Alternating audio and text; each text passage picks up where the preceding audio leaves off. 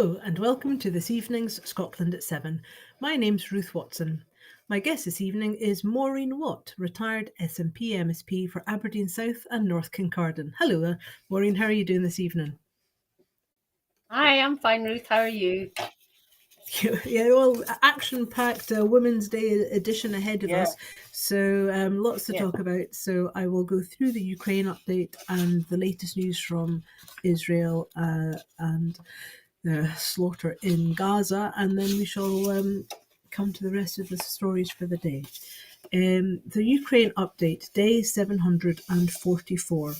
Ukrainian President Volodymyr Zelensky has issued a decree providing for conscripts serving in the 2-year war against Russia to be discharged into the reserves within the next 2 months. The decree will allow some respite for service members who've been engaged in the military service since even before Russian troops poured over the border in February in 2022. In addition, those discharged will be exempt from further call-ups for 12 months. President Biden has given the presidential State of the Union address in the United States, assailing Donald Trump for kowtowing to Russia. Biden, who has been pushing Congress to provide additional funding to Ukraine, had a message for Vladimir Putin: "We will not walk away." Biden used the speech to push again for a $95 billion aid package for weapons to Ukraine and aid to Israel that has been blocked by the Republican House Speaker, Mike Johnson, and said, "If anybody in this room thinks Putin will stop at Ukraine, I assure you he will not." Russia and Ukraine attacked each other with drones over Thursday night and Friday morning. Ukraine's Air Force said Russia fired 37 Iranian-type Shahed kamikaze drones and 3 missiles. As a result of combat operation, 33 Shaheds were shot down in the Kirovograd, Odessa, Kherson, Mykolaiv and Kharkiv regions. In Moscow, the Defense Ministry said 16 Ukrainian drones were intercepted inside Russia. In the northeast Ukrainian Kharkiv region, a Russian strike injured 5 people, including a 3-year-old child, said the governor Oleg Senegubov. Ukraine's former commander-in-chief, General Valery Zaluzhnyi, is to be the next ambassador to the UK, a month after he was fired by the President Volodymyr Zelensky from his job leading the military. Zelensky is visiting Turkey today and will meet President Recep Tayyip Erdogan. The presidents of Ukraine and Turkey are expected to discuss the war, the Black Sea grain deal, and bilateral relations. The UK is providing 10,000 drones to arm Ukraine in its fight against Russia, including 1,000 kamikaze drones and models that target ships. Norway will provide €140 million to buy artillery shells for Ukraine under the Czech-led ammunition initiative, the Ukrainian Defense Ministry has said. The Czech Republic is suspending intergovernmental consultations with neighbour and former federal partner Slovakia after its foreign minister, Juraj Blanar, met his Russian counterpart, Sergei Lavrov. EU lawmakers have approved giving Ukrainian food producers access for a further year, rejecting a series of amendments that could have added restrictions. The European Commission has proposed import duties and quotas on Ukrainian farm produce to be lifted for another year to June 2025.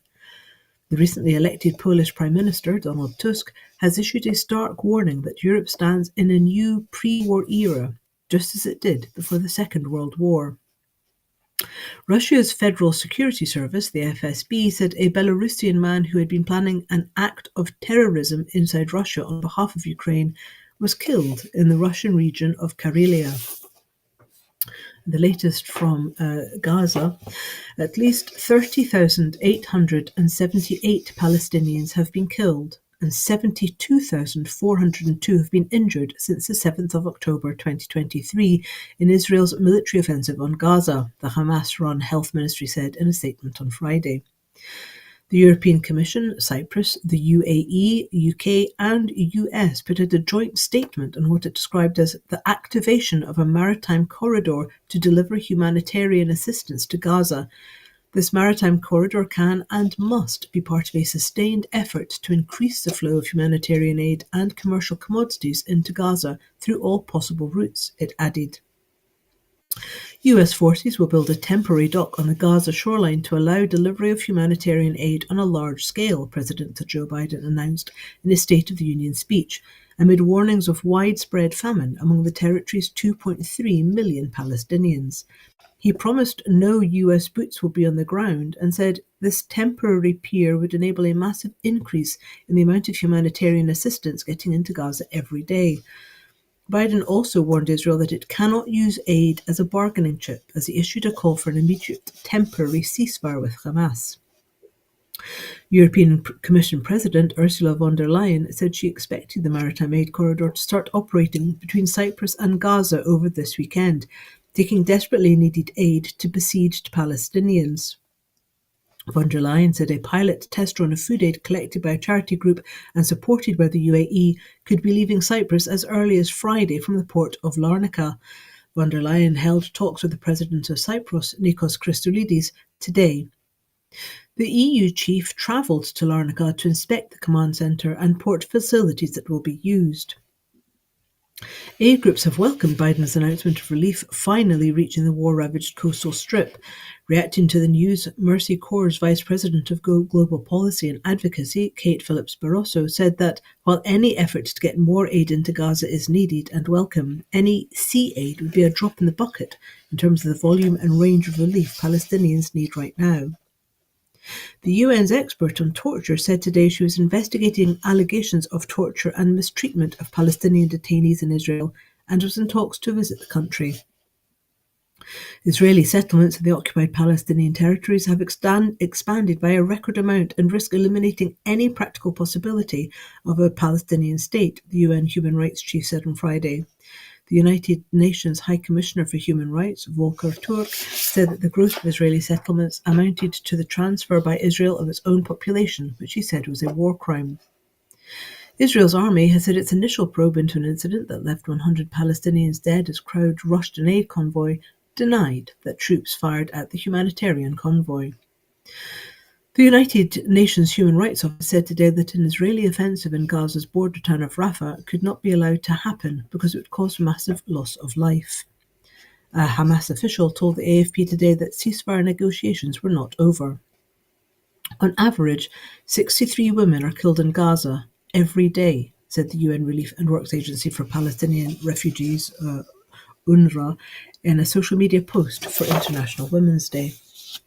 Well, Maureen, that's a pretty stark couple of pieces of news to be reading out on International Women's Day, but it does, I think, perhaps give us pause to reflect upon the impact that war has on women. In particular, Angelina Jolie was a UN rapporteur who spent a huge amount of time getting the United Nations to recognise sexual violence as a war crime, but it's well recognised now. It's been well established now that women and girls are particularly vulnerable in times of war. As we reflect upon this on International Women's Day, what is your take on the understanding among the general public of the pressures on women and girls in areas of conflict?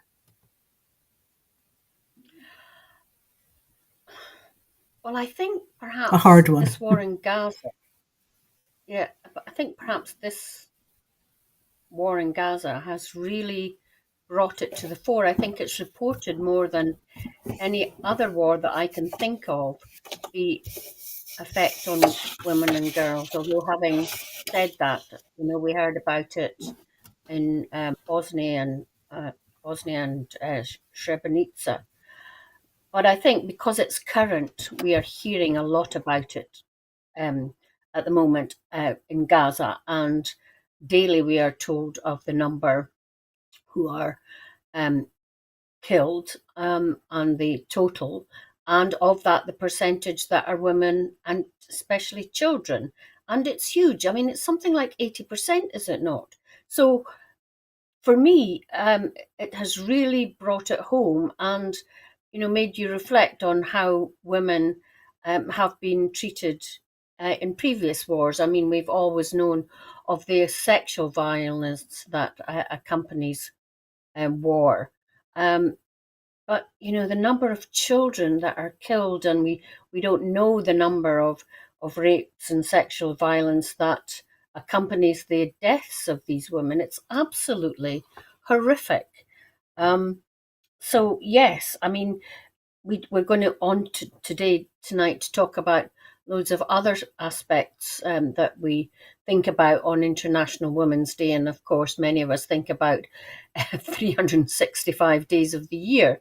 But the effects on women of war is horrific, and not just the violence that war brings, but the separation from partners and loved ones, the extra burden of lone parenting and making ends meet.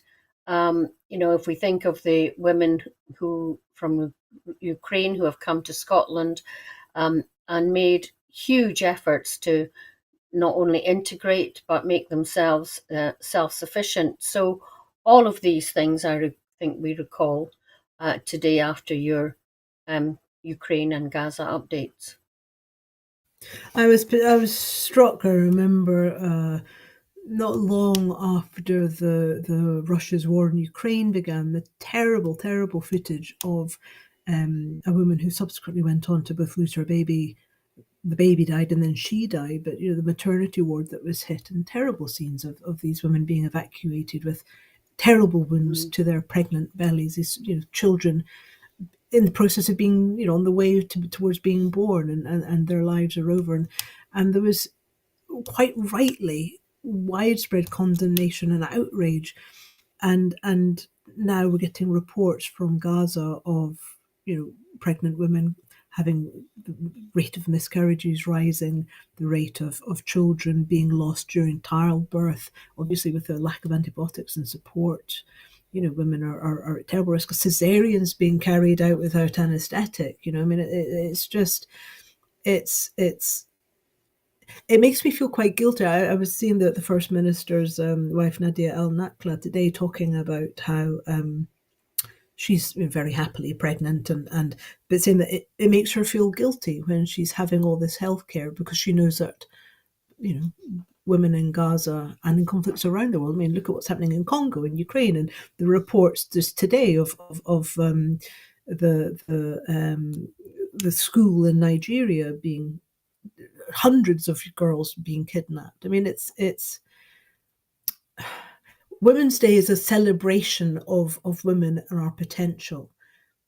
How much do you think we need to be talking, as well as celebrating our achievements, perhaps talking about the solidarity that we need to send to those women who are not safe? Yes, I definitely think we need to do that. I mean, talking of Gaza, we know that hospitals have been targets for the Israelis because they believe that Hamas use hospitals as places for themselves to hide, and hostages to hide. So yes, of course we must. And the news today of the abduction, and yet another abduction in Nigeria, is horrific, because we have heard from women and girls who were eventually released that they had been forcibly married, that they had been raped and made pregnant, and the state of that they came back from the jungle or wherever they were kept in was awful. So you're right. Well, here in the West, we talk about International Women's Day and all the progress that we have made, although it's now over a century since we've been recognizing International Women's Day.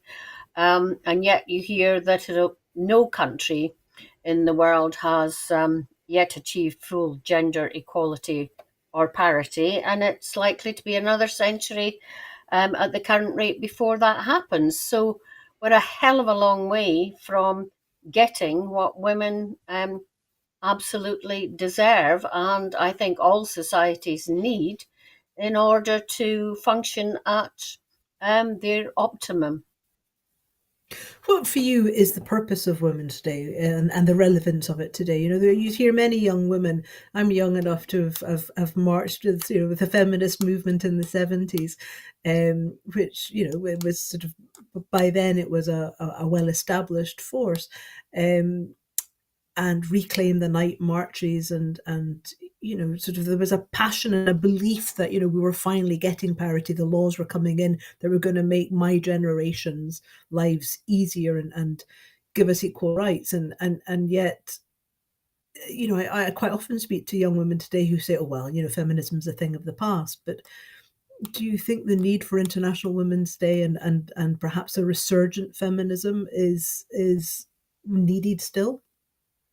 Absolutely. I mean, I was of that generation too, Ruth, where we marched in the 70s, and we read Germaine Greer and various other novelists and writers on women's issues, and we thought we should all be housewives like Shirley Conran, and but it made us think about what our roles in society were. Um, but I don't think um, that young women and girls are forgetting that, because they still get discrimination at work. As I said, there's still not equal pay. Just because the Act was passed in the 1970s, I think, if I recall correctly, it was Barbara Castle who took it through.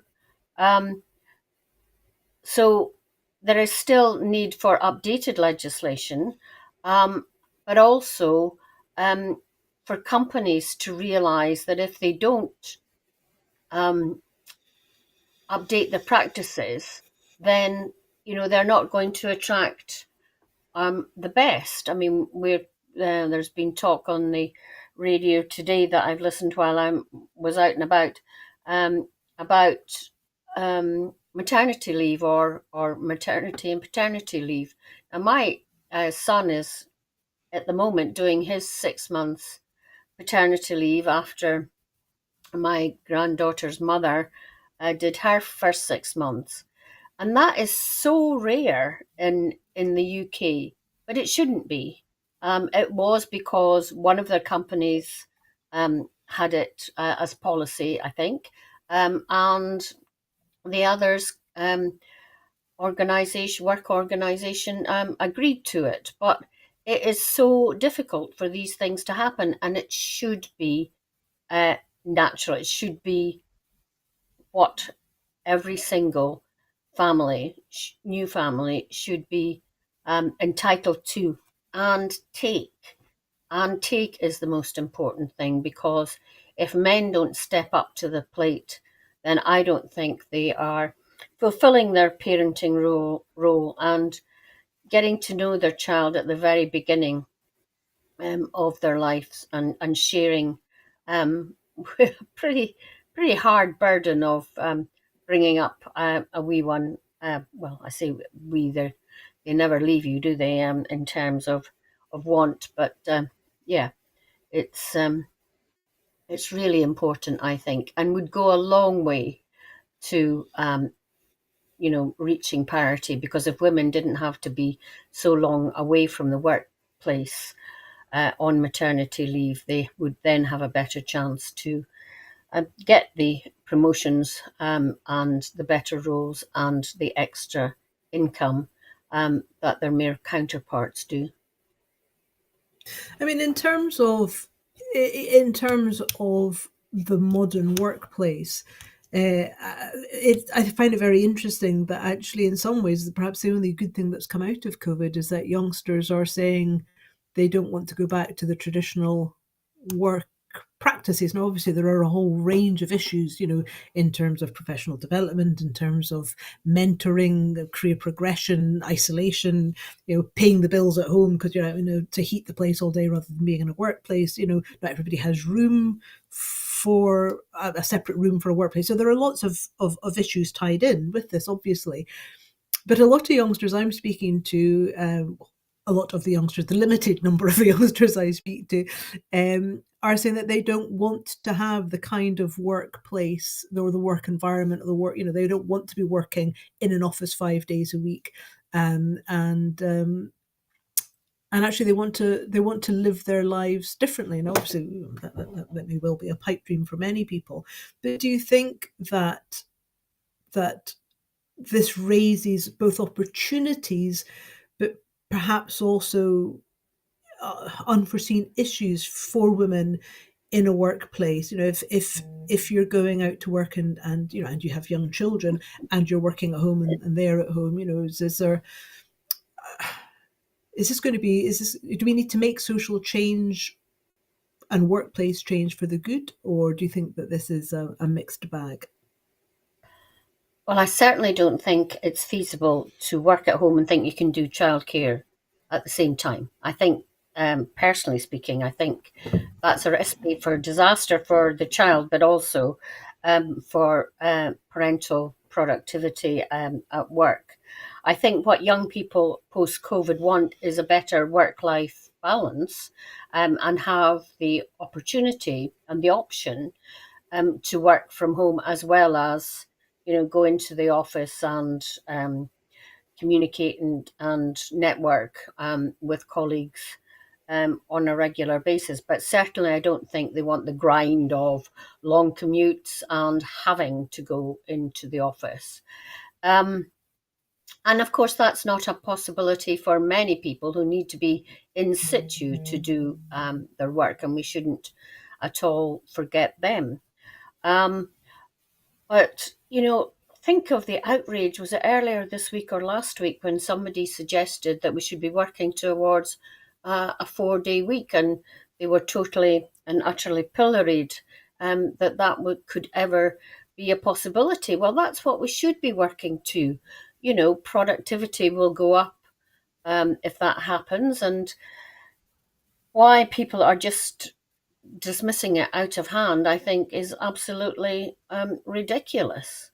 Um, but, I can understand those people that do, because I haven't thought it through, but also it's on a background of a shortage of labour because of Brexit. So, there are always arguments on both sides, but not to be thinking about um, a 4-day week and, whether it can be made to be more productive. And I think incoming expenditure, if it happens, on AI in the health service, for example, in the police force, being rolled out at a much faster pace, is an opportunity to look at all these things in the round.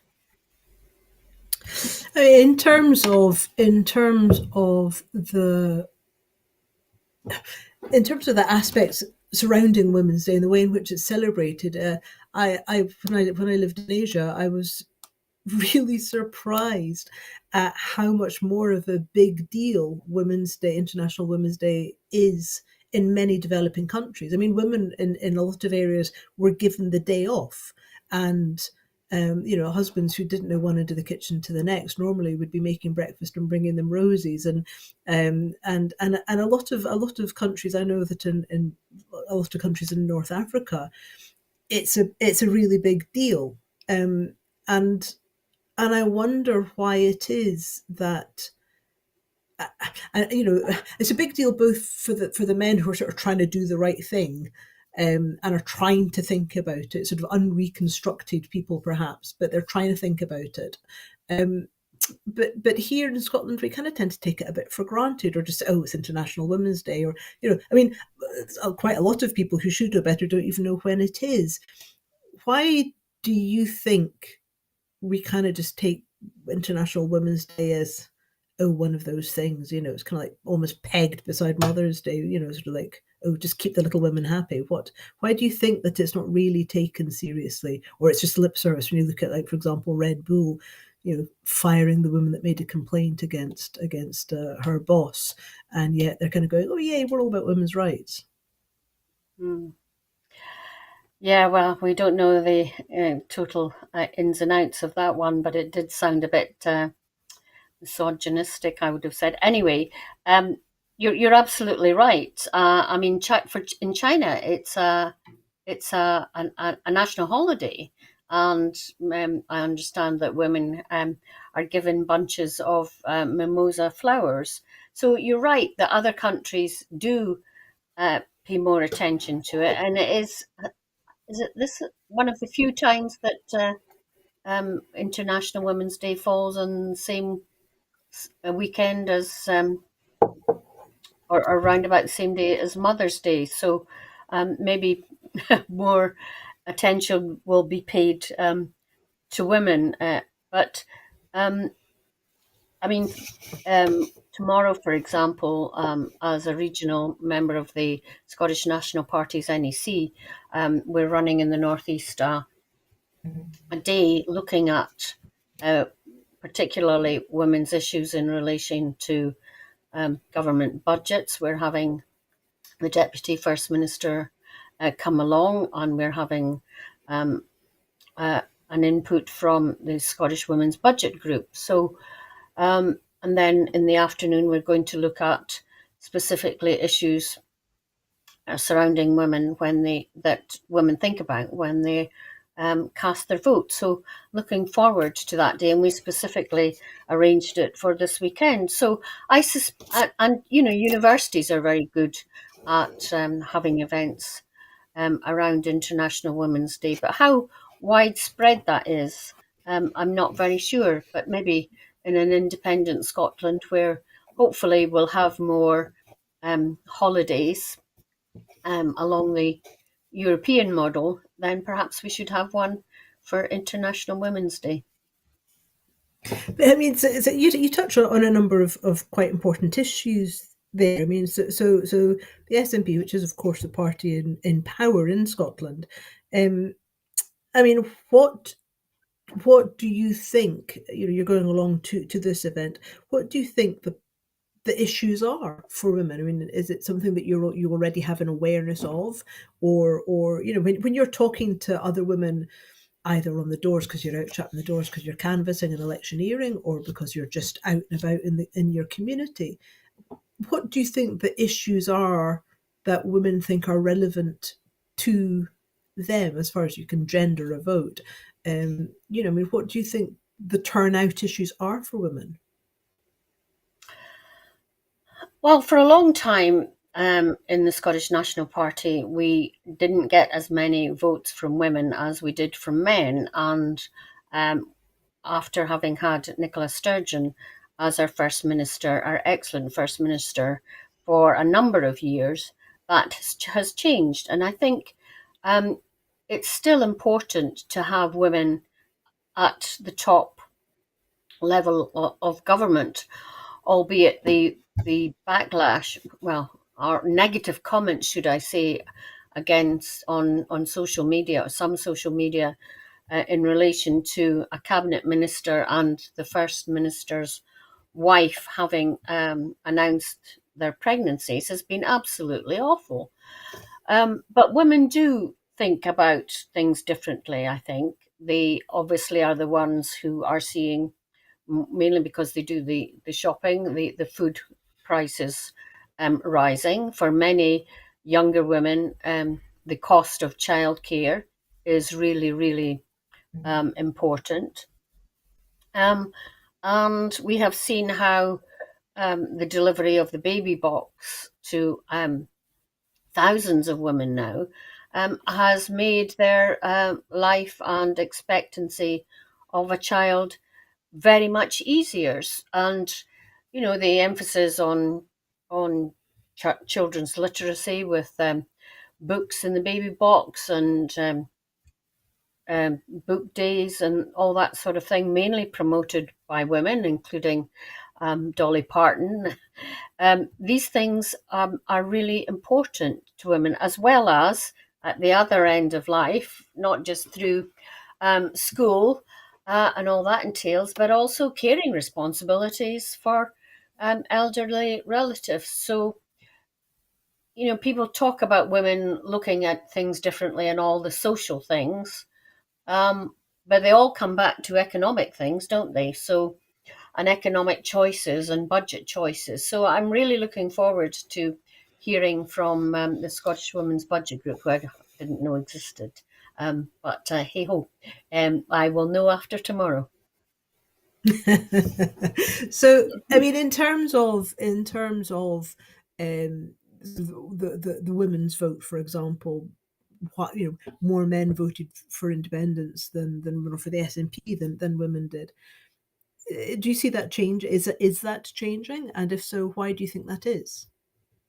Yes, it has changed in more recent elections. I don't know what the figures are at the moment precisely, but it has changed. The gap has narrowed, if you like, um, with men and women supporting independence. And although I haven't seen it written down, I hear there's an Ipsos Mori poll today putting support for independence at 58%. So that must mean that it's attractive to men and women.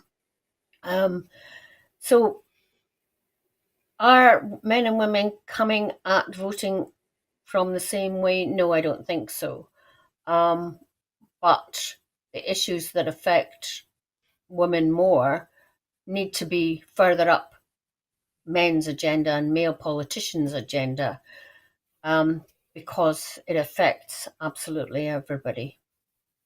I mean, in terms of that, and it's sort of the representation that we have. I mean, obviously there are definite improvements. I mean, I remember the House of Commons when I was a youngster, and it was stale, male, and pale, and it's very much getting more of a mix to it. But still, there's a lot more.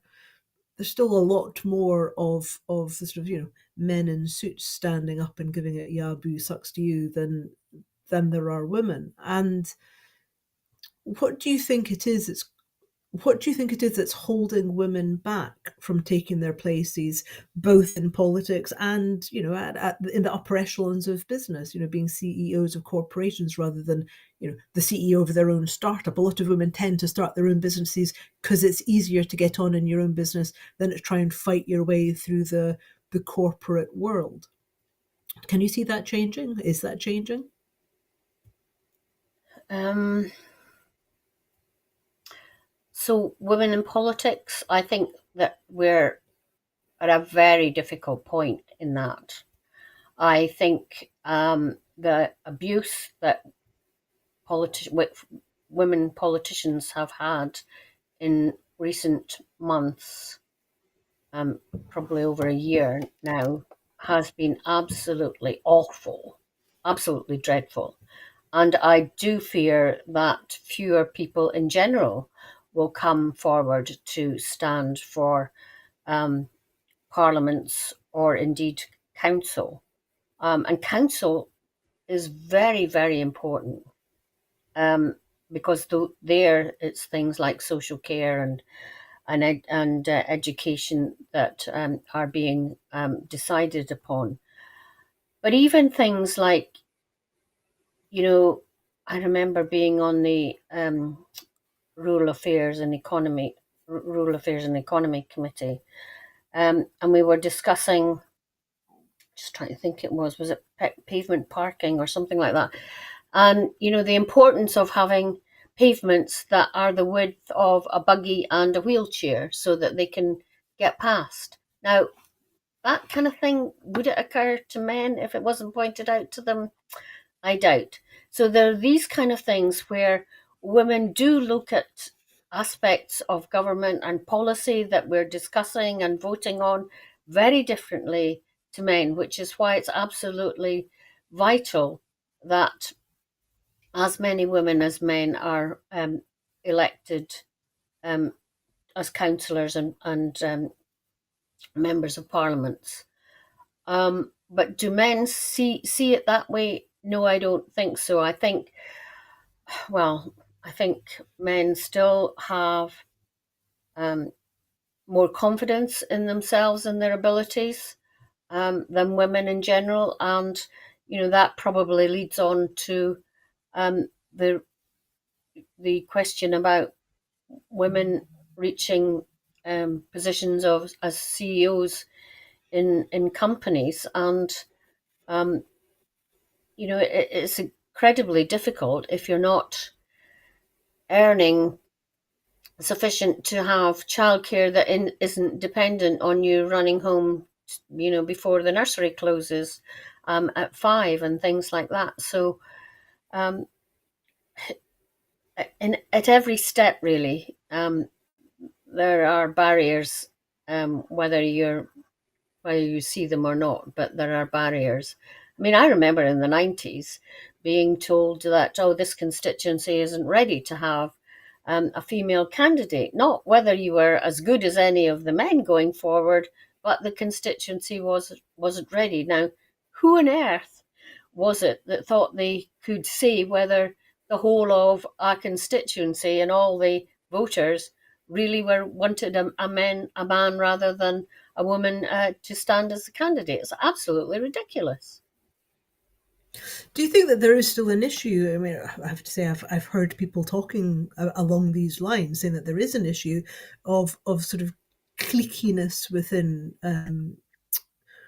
Scottish politics. That there is still a bit of an old boys club, and even though among some of the younger ambitious candidates, and that it's particularly difficult for women of colour to gain entry, that there is still some really appalling things being said about, uh, how Scottish are you, depending on your melatonin levels in your skin. I mean, and this is, I'm hearing this sort of, from selection processes, that it's still quite, you can have a good selection, you be a good candidate, potential candidate, and yet you don't quite get through the selection process because somebody else's buddy is waiting to get helicoptered into that area. I mean, how important is, that it's not what you know, but who you know. How important still is that, and how do we get past that to get more women and more diversity into our communities and into our elected representation? Well, I can only speak for the SNP, although having said that, I remember hearing from Labour women how the trade union males dominated the local Labour Party, and therefore it was difficult for them to get a foot in the political door, as you might call it. I think now, constituencies, certainly in my party, have to have a diverse range of candidates put forward to the constituency, and therefore it will be on their personal statement or how they perform at hustings and whether they've been out helping in their local area and things like that. But you do hear of parachuting in from other places, for example, in the Conservative Party, people who've never been to Bridlington or whatever, standing there just because they've been staffers to MPs or something. And I think that is a danger. And I think the people who employ staffers really need to make sure that they're thinking about diversity too, because, it is a stepping stone to a political career, whether you like that or not. So I would say that parties have always got to be mindful about making sure that at the earlier stages, you're quite right, Ruth, at the earlier stages of selection, there are a range of candidates for each constituency to choose from, so that there is that diversity of candidates and the probability of then getting 50-50 in representation. You can't always make that possible because we don't know how constituencies are going to vote. But left to their own devices, do I think that would happen? Absolutely not. I mean, there are still women that I know who are against positive discrimination. But in my experience, it would never happen if it was left. to the own devices of constituency associations. Yeah, well, I think that evidence has been borne out in sort of various global studies, hasn't it? But I mean, in terms also of looking at women, perhaps getting involved in activism at sort of the most fundamental level, even sort of non-party political levels. Looking across Scotland, how easy do you think it is for women to kind of just walk into a place on their own? I mean, and so just go, okay, hi, this is me. I want to get involved with your activism. I mean, how can I mean, for example, the Yes movement or the peace movement or the climate emergency movement, what can those kinds of sort of non-governmental organizations do to be more inclusive? Because it's actually often through that kind of activism that women become involved in politics or make those connect. You know what I mean? It's how do we develop sort of better social settings where young women feel empowered and have a voice that does, sort of that kind of mentoring can start to begin. But just thinking while you were speaking, isn't it more women who are the local activists in terms of climate issues or peace issues? And then it only comes to when there's a full-time role, for example, a paid role, that all of a sudden there'll be a male come in and say, oh, I can do that job. You know what I mean? It's grassroots movements and grassroots activity, in my experience, is almost always run by women, while men go to football matches and play golf and go to rugby matches. I mean, I can't think of anything, like running the food bank and things like that, unless it's something that's the volunteer has been sent by, I don't know, work coach or something like that. It's very often women, isn't it, that set up food banks or school clothing banks or things like that. Why do you And think that then is? necessity, I think, isn't it, in terms of food banks and clothing banks and things, and seeing other women struggle. And then maybe some nice men might come along and volunteer as well, or cajoled by partners, I don't know. But so often I find that it's women, who run things at their church or whatever. And that's what happens in African countries too, isn't it? I mean, if you want something to happen in an African country, you give the money to women to set up a business rather than the men. And I mean, umpteen people have said that that's the way forward in many African countries. And when I've met people from NGOs in Malawi, for example, it is women who have been at the forefront of making things happen. But Why do you think then that doesn't translate into those women sort of making careers out of? I mean, I know that in Rwanda, for example, there's obviously, because of the genocide, that's a real example of sort of a nation where women came forward and have now very senior ministerial roles. And you see in South Africa there are more women in ministerial roles. Well, why do you think this is not translating into women going, okay, this has given me the experience. Now I'm going to actually get into politics and I'm going to make the changes so that we can change the policies so that we don't need food banks or clothing banks anymore? Well, is it because the men in their lives, in many women's lives, still don't want them to be away when it's time for tea or to look after the children or whatever? A lot of women still do not have the support of their partners in taking these leaps forward. Um, in my experience, and therefore it is difficult. Or do men feel threatened because they know in their heart of hearts that women have got to work twice as hard to get where they've got to. And, increasingly as women take up more senior roles, you're seeing an increase in backlash against it. But anyway, hell mend them. We've still got a long way to go to Yeah, to but I mean, show that again, women can run things.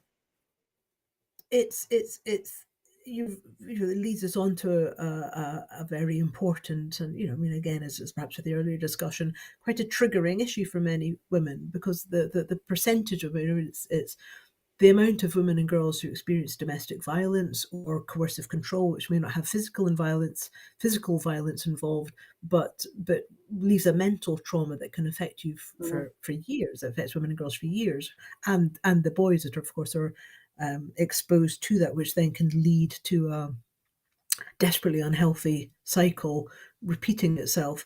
Um, I mean, the first minister, was in a school yesterday talking about trying to bring in education to help change this sort of gendered, saying that the sort of gender violence that stops if we can educate kids, we get kids in the school to talk about it, and perhaps obviously that can then lead to youngsters getting support and help that they might need if they've witnessed gendered violence, and perhaps understand what it looks like. How fundamental and crucial is this issue? I mean, how many women do you think there are? Not how many women, but it's such a big issue that there's many women I've spoken to that I become aware that they're going through coercive control, and they don't recognize it because yeah, they're so conditioned to accept it. They don't know what it looks like. yeah, yeah, and it's very difficult to. I mean, for children, if there's violence against between the adults, then they can see that and hopefully know that it's wrong or it's pointed out to them in school, for example, that it's wrong. But it's, as you say, it's very difficult to identify coercive control. And many women, I agree, don't realize that they're living under that um, in those circumstances. And I think there's a lot more to be done on the psychological side of violence as opposed to physical violence, which hopefully is more talked about and more recognized um, by women and children and men, hopefully, who can be helped to get out of it. But it's generational, isn't it? And unless it's called out, then it will persist, which is very sad. I was very impressed with the Police Scotland campaign, which was launched last year. And Alistair Heather, who's quite a famous young gentleman, was sort of like one of their spokespeople for it, the spokesman for it. The "Don't Be That Guy" campaign, Mm, and I was actually very impressed with the way in which he was reflecting upon the fact, like that when he was a younger guy, the kind of conversations that he would be having about women, and the kind of banter that he would be having. He said, "No, that kind of horrifies him looking back upon that." I mean, as mm, as we move forward and our understanding and our societal understanding of the kind of damages that come in when we either talk about ourselves in a particular way, or other people talk about us in a particular way, how do we get the balance right between not being so sensitive nobody can joke about anything, and recognizing the kind of banter and locker room talk that actually is deeply offensive, and can then lead to um, us being part, sort of, laughing and going along with something that actually becomes part of accepting our own abuse. I think it's peer pressure, isn't it? I think that in the locker room, for example, it requires, some young man to stand up and say that's not acceptable, mate. And hopefully his colleagues will come in and back him that the person who's doing that finds himself outnumbered. Um, but it's quite difficult, I think, for somebody to do that, or where there's mixed company, women to call it out among the men and just say that's not acceptable, and hope that they kind of take a different path. I think it's got to come from peer pressure. Um, well, hopefully, parents have brought them up to understand it and recognize it. But if that's not been the case, then I think it's down to peer pressure in schools, in clubs, at university. But we see murders happening, or women taking their own lives after pressure at universities. I will never forget meeting the mother of Miss Drury, who was murdered, who took her own life after a horrible experience with a male student at Aberdeen University. And the male, I don't know yet whether he has reformed and realised what he's caused to happen. He certainly didn't in the early stages after it. So there's still an awful lot of work to do. I mean, we tend in International Women's Day to concentrate on talking about, pay inequality and stuff like that. But there's still an awful lot that's wrong. And you've just highlighted one of the things, Ruth. I mean, to her credit, when Theresa May was announced that she wasn't standing for Parliament again at the next election, she did say that she wanted more time to concentrate on things that were close to her heart, which included sex trafficking and child slavery. So good on her. These things are really important, and if somebody with her reputation and standing can make a difference in that area, great. We haven't even got on to talk about climate issues in relation to women and how it affects them. But, would a male have had the same exposure to Greta Thunberg? We don't know. I mean, looking at, for example, the issues. I mean, the issue of a climate emergency. The United Nations again has been talking about the ways in which climate emergency affects women disproportionately to men, whether it be women and girls having to walk added miles to go and fetch water, or whether it's the risks and danger that surrounds women when they're displaced because of a forest fire or a flood. The risk of sexual violence against women and girls, or the issues of having to keep clean when you've got your period, when you're living in a climate you've been displaced because of disaster, or it is again disproportionately women that are affected, and yet we don't really tend to think about it in a gendered way. Do you think it would make a difference if we did? Would there be a greater sense of solidarity than if we were to say, well, climate emergency is going to impact your children, your girls, you're not going to be able to find water, you're not going to be able to get affordable food. Does this make a difference to people when we're looking at the precipice of the climate emergency? I think it should. I mean, you mentioned women are normally the ones who have to trek miles for water, but women cooking over an open wood fire are damaging their health, whether it be their lungs or their sight because of the smoke from untreated wood, things like that. We don't often think about in terms of period poverty. I mean, it was widespread when I was visiting Malawi that girls didn't go to school when their period was on, and you know, Annie Lennox actually did quite a lot of work in Southern Africa on that and promoting the use of period cups, which mean that there's not loads of period products having to be taken to these women and girls. So there's a lot still But you still need to to have do, but I think water. I mean, the whole thing about the moon cups is often women, even in this country, homeless women have real issues because moon mm, cups, you need water to clean them, need to keep water. them clean, Yeah, and yeah. for in many African countries, there's just not adequate water to have that kind of safe feminine hygiene. Yeah, absolutely. But I mean, it, in terms of renewables and things, surely, if there is water around, it's much better um, to use moon cups than it is to use um, tampons or pads.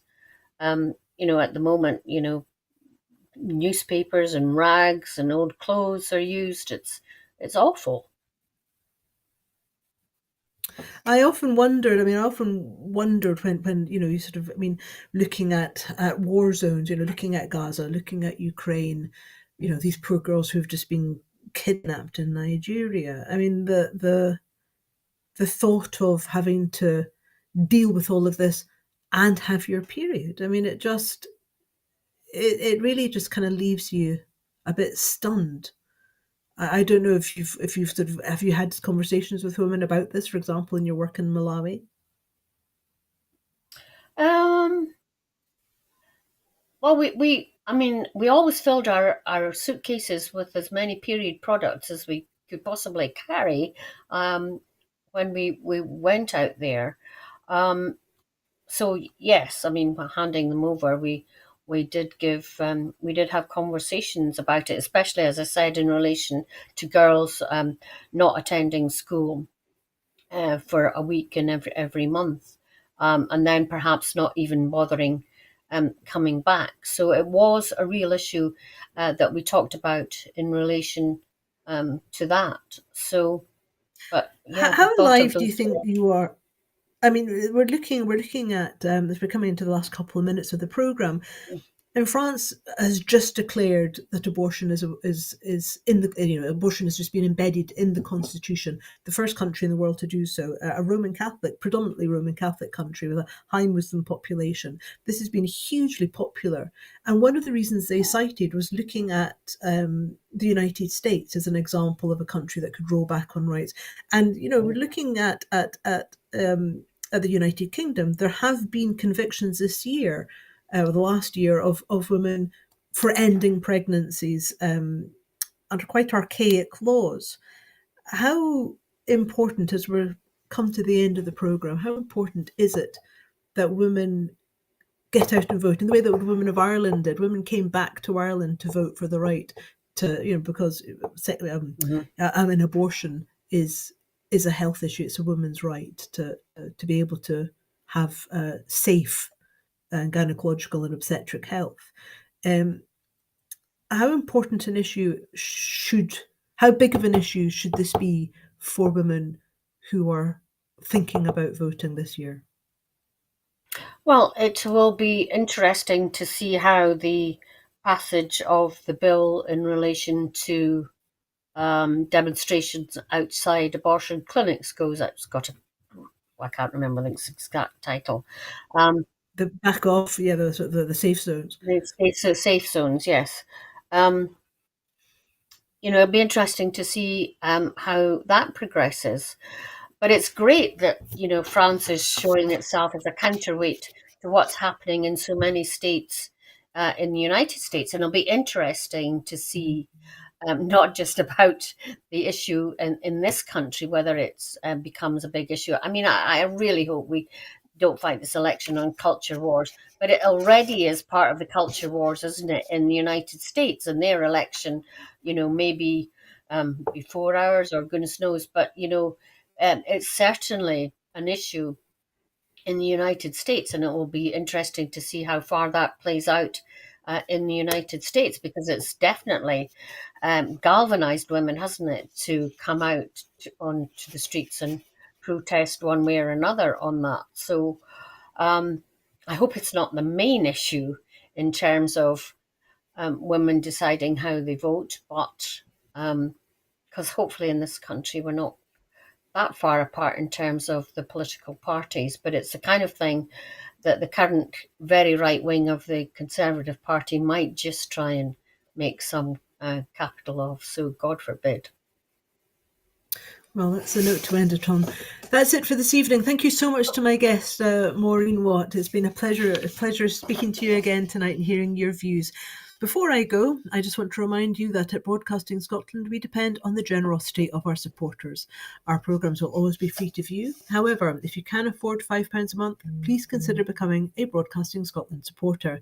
We have now reached our emergency crowdfunder £10,000 target. So to everyone who's donated and to everyone who's signed up to make a regular monthly payment, thank you very much. Our focus now can move on to securing the future of an independent broadcasting for Scotland by growing our subscriber base and regular funding. And also, please, if you would like to be a volunteer broadcaster and presenter on this programme, get in touch. We would love to hear from you. Training is given and it doesn't take a huge amount of your time.